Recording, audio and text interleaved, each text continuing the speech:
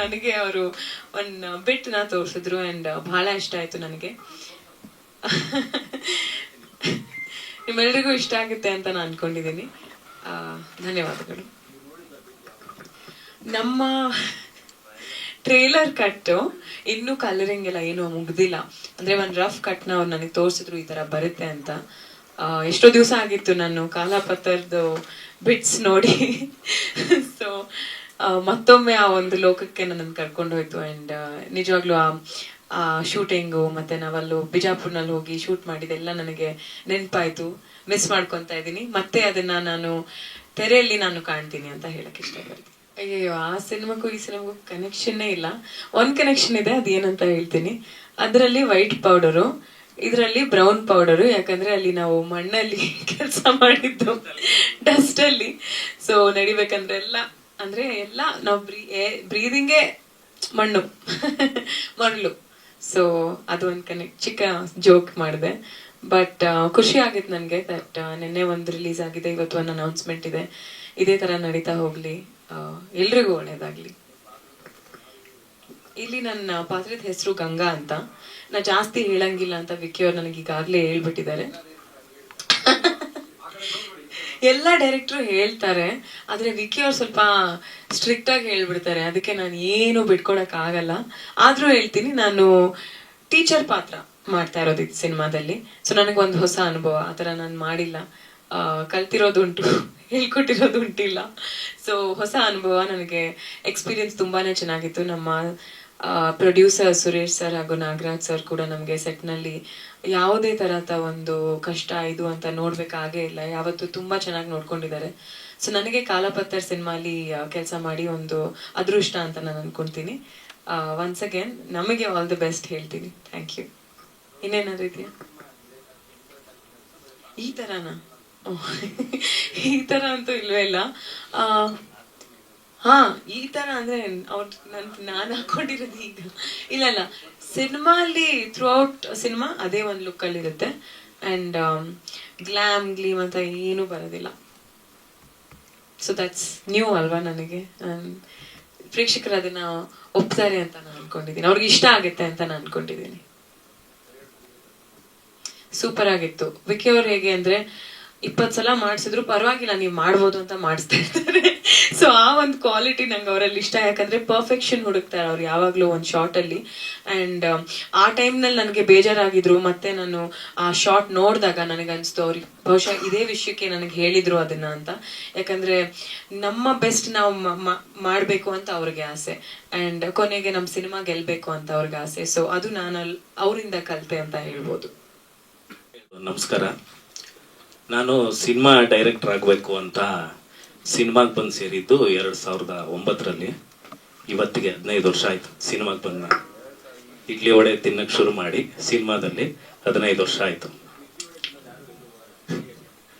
ಆಮೇಲೆ ಇನ್ನೊಂದು ಏನಂದ್ರೆ, ಸೂರಿ ಸರ್ ನನ್ನ ಹೀರೋ ಮಾಡಿ ಫಸ್ಟ್ ಪ್ರೆಸ್ ಮೀಟ್ ಮಾಡಿದ ಜಾಗ ಇದು.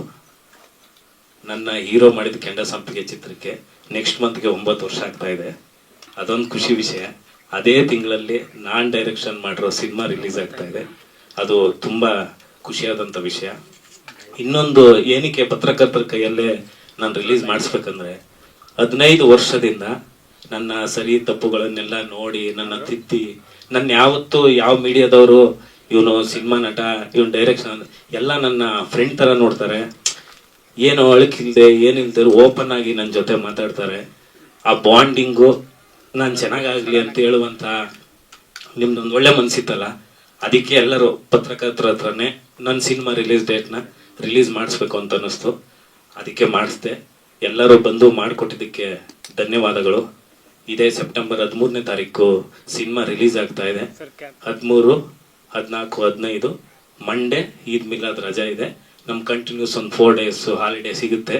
ನಿಮ್ಮೆಲ್ಲರ ಸಹಕಾರ ಇದ್ರೆ ಸಿನಿಮಾ ತುಂಬಾ ಚೆನ್ನಾಗಾಗುತ್ತೆ ಅಂತ ಕೇಳ್ಕೊತಾ ಇದ್ದೆ. ಯಾವುದು ರೌಡಿಗೆ ಸಂಬಂಧಪಟ್ಟಿದ್ದಲ್ಲ. ಈ ಕತೆ ಬರೆದಿದ್ದು ಸತ್ಯಪ್ರಕಾಶ್. ಅದನ್ನ ನಾವು ಸ್ಕ್ರೀನ್ ಪ್ಲೇ ಮಾಡಿರೋದು.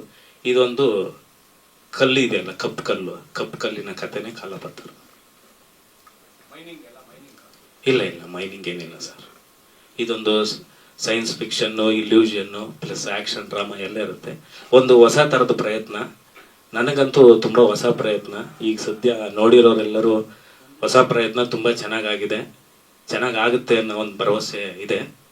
ಆ ಭರವಸೆನ ಹೆಚ್ಚುಗೊಳಿಸ್ಬೇಕಂದ್ರೆ ನೀವು ನಮಗೆ ಸಪೋರ್ಟ್ ಮಾಡ್ಬೇಕಂತ.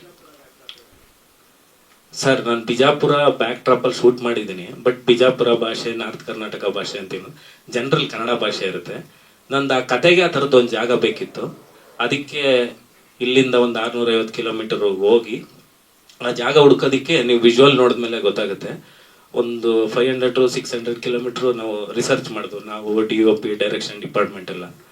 ಫೈನಲಿ ಅದು ಸಿಕ್ಕಿದ ಮೇಲೆ ಅದನ್ನು ಸ್ವಲ್ಪ ಆಲ್ಟ್ರ್ ಮಾಡಿ ಇಡೀ ಜಾಗನ, ಆ ಜಾಗ ಬಂದು ಇತಿಹಾಸ ಪೂರ್ವದಲ್ಲಿ ಆಗಿದ್ದಂಥ ಹಳ್ಳಿ ಅದು. ಅದು ಇನ್ನೊಂದು ನನ್ನ ಸಿನಿಮಾ ರಿಲೀಸ್ ಆಗಿ ಇನ್ನೊಂದು 6 ತಿಂಗಳು ಡೆಸ್ಟ್ರಾಯ್ ಆಗುತ್ತೆ ಹಳ್ಳಿ. ನಂದೇ ಕೊನೆ ಸಿನಿಮಾ ಹಳ್ಳಿ ಶೂಟ್ ಮಾಡಿರೋದು. ಜೈನಾಪುರ್ ಅಂತ ತುಂಗಭದ್ರಾ ಬ್ಯಾಕ್ ವಾಟರಲ್ಲಿ ಇರೋದು, ಅದು ಮುಳುಗಡೆ ಜಾಗ. ಅಂತ ಜಾಗದಲ್ಲಿ ನಾವು ಶೂಟ್ ಮಾಡಿರೋದು. ಆಳ್ಮಟ್ಟಿ ಡ್ಯಾಮ್ ಬ್ಯಾಕ್ ವಾಟರ್ ಹತ್ರ ಇರೋದು. ನಿಜಾಮರು ಆ ಊರನ್ನ ಕಟ್ಟಿದ್ರು ಅನ್ನೋ ಇತಿಹಾಸ ಇದೆ. ಮತ್ತು ಆ ಊರಲ್ಲಿ ಇದ್ದಂಥ ಜನಗಳಾಗಲಿ, ಅವ್ರ ಸಹಕಾರ ಆಗಲಿ, ಆ ಇಡೀ ಊರಲ್ಲಿ ಯಾವುದೋ ಟಾರ್ ರೋಡ್ ಇಲ್ಲ, ಬೇಸಿಕ್ ಫೆಸಿಲಿಟೀಸ್ ಏನೂ ಇಲ್ದಿರೋ ಒಂದು ಊರದು. ಅಲ್ಲಿ ಶೂಟ್ ಮಾಡೋದು. ಮತ್ತು ಕಾಶ್ಮೀರ, ರಾಜಸ್ಥಾನ ಅಲ್ಲೆಲ್ಲ ಶೂಟ್ ಮಾಡಿದ್ದೀವಿ. ನನ್ನ ಕತೆಗೆ ಬೇಕು ಅಂತ ಮಾತ್ರ ಆ ಜಾಗಗಳನ್ನ ಚೂಸ್ ಮಾಡಿದ್ದೀನಿ ಹೊರತು ಆ ಜಾಗದ ಕತೆ ಅಲ್ಲ ಈ ಸಿನಿಮಾ. ಅಂದರೆ ಡಿಲೇ ಅದಕ್ಕೂ ಹೇಳ್ತೀನಿ ಸರ್ ಕಾರಣ. ನಮ್ದು ಆ್ಯಕ್ಚುಲಿ ಈ ವರ್ಷ ಜನವರಿಲಿ ಸೆನ್ಸಾರ್ ಆಗಿದ್ದು. ಫ್ಲೋ ಅಲ್ಲಿ ತುಂಬ ಸಿನಿಮಾಗಳಿತ್ತು. ನೋಡ್ಬೇಕಾದ್ರೆ ಎಲೆಕ್ಷನ್ ಬಂತು, ಕ್ರಿಕೆಟು, IPL, ಒಂದಷ್ಟು ಚಿತ್ರರಂಗದಲ್ಲೂ ಏರ್ಪೇರ್ ಎಲ್ಲ ನೋಡ್ತಾ ಇದ್ವಲ್ಲ, ಅದನ್ನೆಲ್ಲ ಡಿಸ್ಕಸ್ ಮಾಡೋಣ ಅಂತಾನೆ ಇವಾಗ ನೀಟಾಗಿ ಫ್ರೀ ಟೈಮ್ ಇದೆ. ಆಮೇಲೆ ನಮ್ಮ ಭೀಮಾ ಮತ್ತು ಕೃಷ್ಣ ಪ್ರಣಯ ಸಖಿ ತುಂಬ ಚೆನ್ನಾಗಿ ಹೋಗ್ತಾ ಇದೆ. ನಮ್ಮ ಕನ್ನಡ ಪ್ರೇಕ್ಷಕರು ನಮ್ಮನ್ನು ವಾಪಸ್ ಬಂದು ಕೈ ಹಿಡ್ತಿದ್ದಾರೆ. ಅದರಿಂದ ಇದು ಸರಿಯಾದ ಸಮಯ ಅಂತ ರಿಲೀಸ್ ಮಾಡ್ತಾ ಇದ್ದೀವಿ. ಈ ಸಿನಿಮಾದ ಡಿಸ್ಟ್ರಿಬ್ಯೂಟ್ರು ನಮ್ಮ ಮಾರ್ಟಿನ್ ಚಿತ್ರದ ನಿರ್ಮಾಪಕರಂತ ಉದಯ್ ಮೆಹ್ತಾ ಅವರು, ಅವರ UKM ಸ್ಟುಡಿಯೋಸ್ ಇಂದ ರಿಲೀಸ್ ಮಾಡ್ತಾ ಇದ್ದಾರೆ.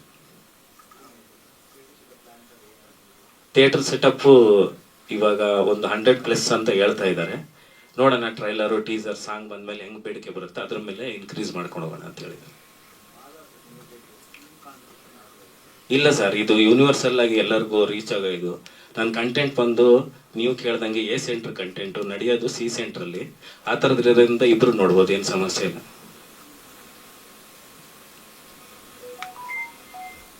ನಮ್ಮ ಕ್ಯಾಮ್ರಾಮನ್ ಅವರು ಮಾತಾಡಲ್ವಂತೆ, ಅವ್ರು ವಿಜುವಲ್ ನೋಡಿ ನೀವು ಮಾತಾಡ್ಬೇಕು ಅಂತ ಹೇಳ್ತಾ ಇದ್ದಾರೆ. ಧನ್ಯವಾದಗಳು. ಅತಿ ಶೀಘ್ರದಲ್ಲೇ ಇನ್ನ 2 ಸಾಂಗ್ ಇದೆ, plus trailer pre release event ಇದೆ. 13ನೇ ತಾರೀಕು ರಿಲೀಸ್ ಆಗಿರೋದ್ರಿಂದ ಬ್ಯಾಕ್ ಟು ಬ್ಯಾಕ್ ಮಾಡ್ತೀವಿ. ನಿಮ್ಮ ಸಹಕಾರ ಯಾವಾಗಲೂ ಇರಲಿ. ಎಲ್ಲರೂ ನಮ್ಮ ಚಿತ್ರದ ದಿನಾಂಕವನ್ನು ಬಿಡುಗಡೆ ಮಾಡಿಕೊಟ್ಟಂತ ಎಲ್ಲ ನಮ್ಮ ಮಾಧ್ಯಮ ಮಿತ್ರರು, ಪತ್ರಕರ್ತರಿಗೆ ಧನ್ಯವಾದವನ್ನು ಹೇಳ್ತಾ ಇದ್ದೀನಿ. Thank you.